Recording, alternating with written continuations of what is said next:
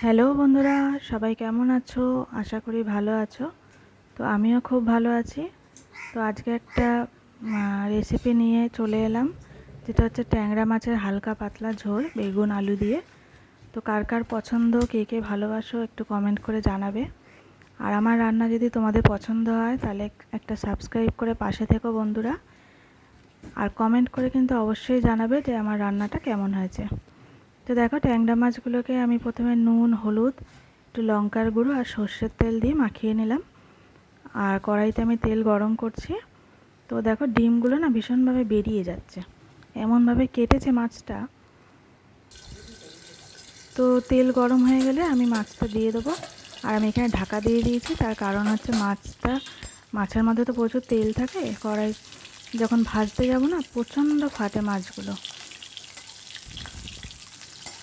তো তার জন্য ঢাকা দিয়ে যদি না করো তাহলে তো একদম শেষ, সারা গা হাত পা ছিটকে এবারে ফোসকা পড়ে যাবে গায়ের মধ্যে।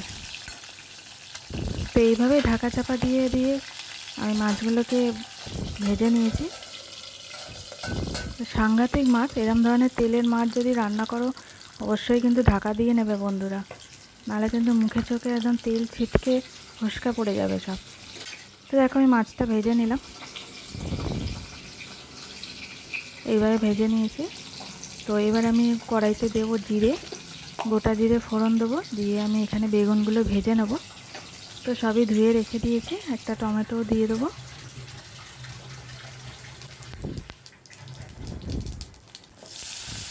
আর আলুটা আমি সিদ্ধ করে রেখেছি, অল্প কটা আলু দেবো, যেটা সিদ্ধ করে আমি জলটা ফেলে দিয়েছি। তো বেগুনটা ভালো করে ভাজা ভাজা করে নেব, যাতে ভালো করে বেগুনটা সিদ্ধ মতো হয়ে যায়। তো বেগুনের নুন হলুদ দিয়ে ভেজে নিচ্ছি, আর এদিকে আমি মশলাটা রেডি করে নেব। এখানে আমি টমেটোটাকে একটুখানি এটা দিয়ে টমেটোটাকে ঘষে নিলাম, হাত দিয়ে, মেশিনে করিনি, এটা দিয়ে করলাম।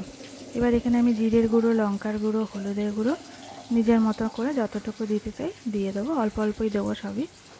দেখে নাও, একদম অল্প মশলা দিচ্ছে।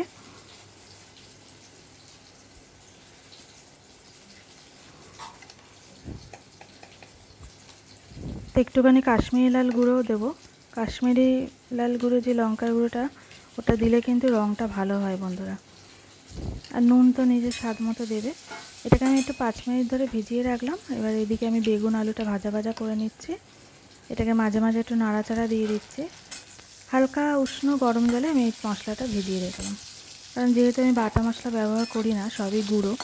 তো গুঁড়ো মশলা ব্যবহার করলে যদি তুমি ভিজিয়ে রাখো তাহলে আর কাঁচা গন্ধ থাকবে না।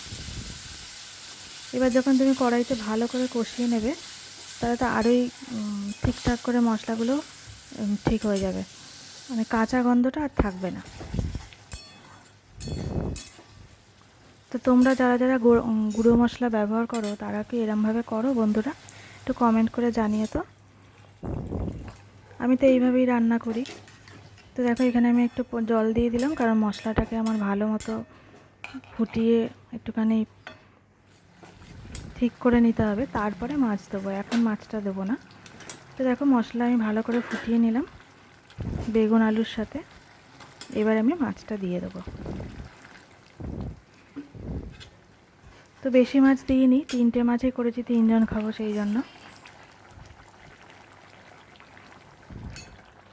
তো আরেকটু জল দিয়ে আমি ভালো করে ফুটিয়ে নিচ্ছি, মানে মাছটাও তো সিদ্ধ হওয়ার ব্যাপার থাকে। ভাজলে কী হবে, ভিতরে কিন্তু ডিম থাকে, তো ডিম থাকলে যদি তুমি ভালো করে না ফোটাও তাহলে ভিতরে আবার কাঁচা কাঁচা থেকে যায় ডিমগুলো। দেখো বন্ধুরা, এই যে আমার হয়ে গেল। একদম একটু মাখা মাখা টাইপেরই করেছি, খুব একটা ঝোলও রাখিনি। তো আমার তো মাখা মাখা জিনিস খেতে খুব ভালো লাগে। তো তোমাদের কেমন লাগে বন্ধুরা একটু জানাবে কমেন্ট করে। আর আমার রান্না কি তোমাদের ভালো লাগছে?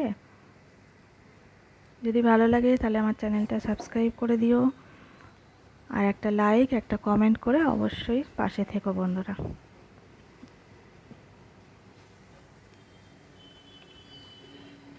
তো দেখো, একদম রেডি হয়ে গেল ট্যাংরা মাছের ঝোল। ভালো লাগছে তো বন্ধুরা?